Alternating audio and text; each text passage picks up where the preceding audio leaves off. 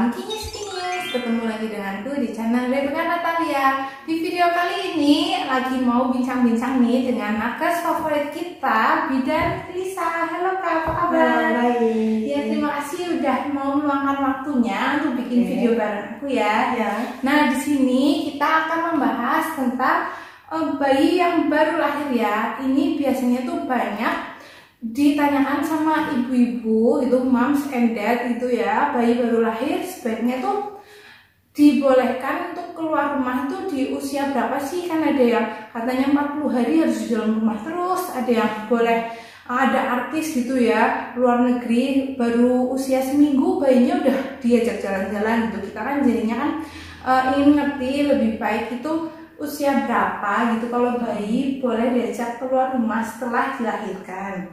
Oke, sebelumnya yang belum subscribe channel ini kita tunggu untuk subscribe dulu.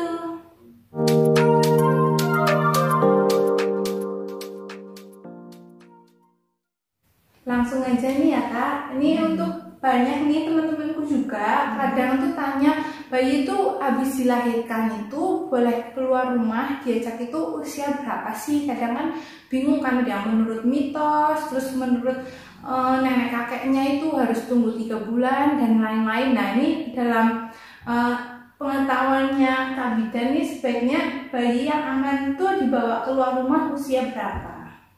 Pertanyaan tersebut mungkin akan terus terngiang nih selepas para bunda melahirkan. Pasalnya ada nasihat bahwa bayi yang belum genap 40 hari tidak boleh dibawa keluar dulu. Padahal nih secara medis sebenarnya tidak ada patokan umur yang tepat kapan bayi bisa dibawa keluar rumah.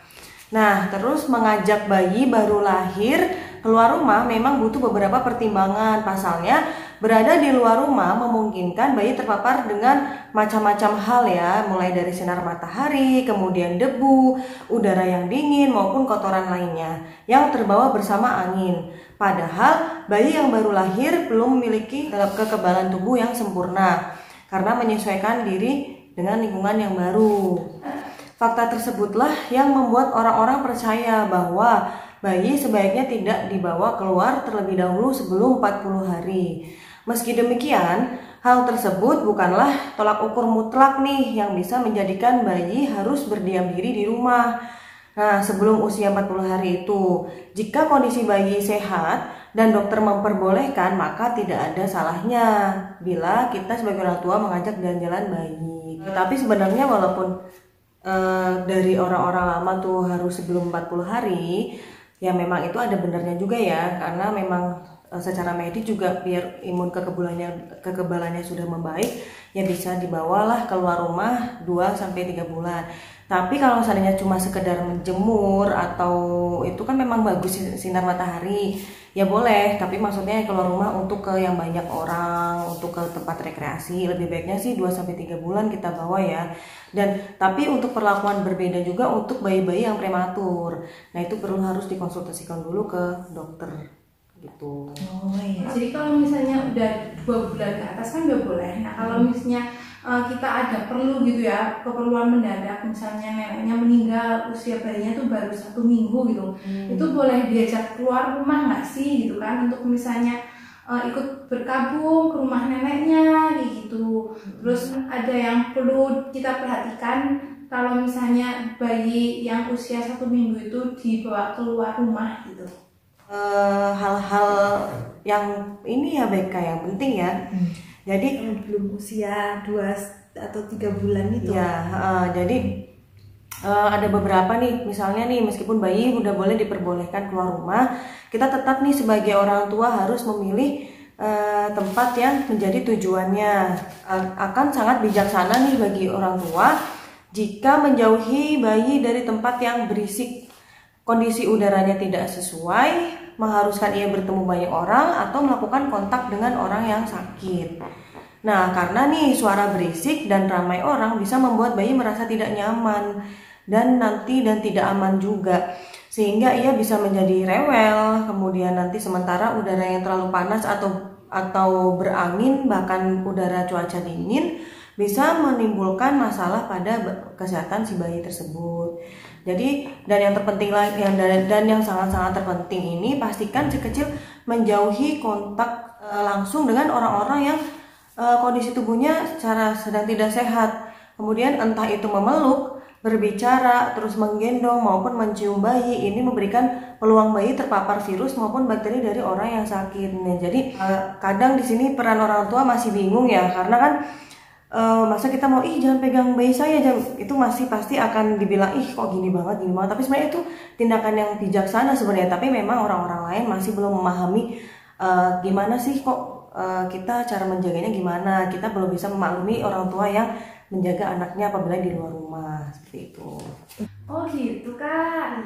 Kalau gitu ada nggak sih sebenarnya tips aman untuk membawa bayi yang baru lahir keluar rumah gitu? Ya, kemudian tips aman apabila kita membawa bayi kita keluar rumah. Nah, yang pertama ini batasi paparan sinar matahari langsung. Jadi, matahari ini terbukti menyediakan vitamin D yang penting bagi tubuh dan yang sangat dibutuhkan terutama pada bayi baru lahir. Namun, di sisi lain bayi juga lebih rentan terhadap sengatan matahari. Jadi, durasi paparan sinar matahari yang langsung ke bayi ini bolehnya nih diterima oleh bayi maksimal tuh 15 menit. Jadi kalau menjemur nih, bayi baru lahir menjemur biar nggak kuning, disuruh dokternya jemur, itu bolehlah sampai 15 menit. Kemudian yang kedua, jauhkan tangan dan wajah bayi dari kuman. Nah, ini juga terpenting. Ini adalah tips yang jelas dan penting untuk diikuti, karena Anda tidak akan pernah tahu kondisi orang yang berada di sekitar kita, di sekitar bayi kita. Jadi usahakan selalu menghindari tangan dan wajah orang lain dari tangan, wajah, dan mulut bayi. Seperti tadi hampir sama ya, sama hal yang perlu diperhatikan. Kemudian yang ketiga, selektif memilih lokasi, hampir sama juga kayak tadi. Jadi kayak memilih sekolah, klinik atau rumah sakit, kemudian penitipan anak apabila dia mau menitipkan, kemudian bandara, terus pesawat terbang, merupakan tempat-tempat yang dikenal sebagai stasiun pusat kuman. Jadi kita harus lebih waspada lagi, prepare-nya harus lebih prepare lagi untuk bayi kita agar lebih terjaga lagi kesehatannya. Kemudian yang nomor 4, berpakaianlah yang nyaman. Nah, ini juga sangatlah penting.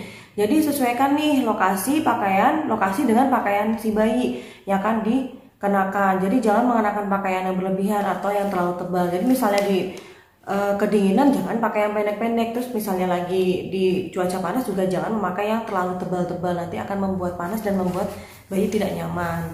Kemudian yang kelima ini, apa sih yang harus dibawa? Jadi sebagai awal, jangan langsung membawa bayi pada trip yang panjang, namun pertimbangkanlah untuk melakukan perjalanan singkat dulu nih. Misalnya kita coba dulu, kita jangan langsung pergi jauh-jauh, misalnya jangan dipaksakan. Misalnya kita coba deh ke sini yang terdekat. Nah, nanti kira-kira ini hanya saya kasih beberapa garis merah aja yang perlu harus dibawa. Ini kayak popok itu penting, popok. Kemudian tisu basah dan tisu kering itu juga sangat penting. Kemudian pakaian ganti itu juga sangat penting. Gak kalah pentingnya ini aksesoris seperti topi, selimut, kaos kaki. Kemudian tas bayi yang nyaman digunakan. Jadi tas bayi yang ditenteng kemana-mana itu harus nyaman. Kemudian kantong plastik untuk pakaian atau popok kotor itu juga penting. Dan hand sanitizer kita juga penting. Kemudian susu formula jika bayinya ini mengonsumsi susu formula, dan kalau tetap masih ASI eksklusif, kita jangan lupa membawa ASI perah, karena takutnya ada situasi atau kondisi yang kita nggak bisa nih netein bayi di tempat tersebut gitu. Jadi kita punya cadangan ASI perah kita sendiri. Kemudian yang keenam ini yang digunakan untuk mengangkut bayi. Jadi kita kan berkeliling-keliling nih, capek misalnya kita pegel. Nah, yang paling tepat sih kayaknya kita perlu kereta dorong yang ada stroller. Itu bisa membantu kita pada saat kita berkeliling-berkeliling dengan bayi dengan nyaman dan enak lah kita. Selain stroller, kita juga jangan lupa bawa gendongan ya, untuk mengantisipasi jika si bayi udah rewel dan udah merasa dia udah nggak betah di stroller, dia pengen digendong gitu, udah pegel gitu kan duduk di stroller. Jadi kita jangan lupa bawa gendongan. Kemudian yang ketujuh, sudahkah bayi Anda divaksin? Nah, itu yang terpenting. Jadi memang nih vaksin itu tidak menjadikan tubuh mereka kuat menahan terpaan kuman dan bakteri yang ada di luar ini, di luar lingkungan luar ini. Namun setidaknya bisa membantu tubuh mereka itu berperang melawan makhluk jahat seperti kuman itu tersebut dengan mengurangi gejala-gejala yang mungkin ditimbulkan. Jadi kita penting banget vaksin ya untuk bayi. Bukan memang nggak akan sakit sama sekali, bukan, tapi paling tidak gejalanya tidak separah kalau tidak vaksin, seperti itu. Kemudian yang kedelapan, tidak membiarkan sembarang orang menyentuh dan mencium bayi. Nah, ini tidak bosan-bosannya. Jadi tips juga, jadi hal yang penting juga membawa bayi keluar. Hal ini dilakukan guna mencegah si kecil dari paparan penyakit yang mungkin saja ditularkan dari orang tersebut. Karena kita nggak tahu nih orang-orang di sekitar kita sebenarnya sakit apa enggak.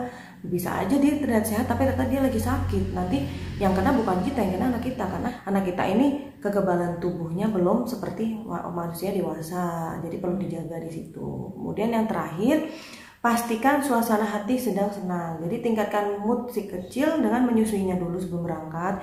Pastikan bayinya tenang, kemudian ganti popoknya, misalnya popoknya udah setengah basah atau udah kalau udah mau penuh kita ganti. Kemudian jangan lupa cukup tidur. Jadi jangan pas lagi ngantuk-ngantuknya, jangan pas lagi tidur kita bangunin buat pergi, tapi tunggu si kecil bangun dulu. Itu sih tips-tips dari saya. Oh begitu Kak penjelasannya. Oke, sekarang aku jadi ngerti ya, dan kalian yang nonton jadi ngerti kapan bayi bisa keluar rumah dan apa yang harus diperhatikan saat membawa bayi keluar rumah, dan tips aman yang diberikan oleh Kak Bidan kita. Terima kasih yang udah nonton video ini. Terima kasih untuk penjelasan dan kedatangannya Kak. Ya, sampai jumpa di video menarik lainnya. Jika suka bisa klik like video ini dan share ke kerabat lainnya. Goodbye, see you.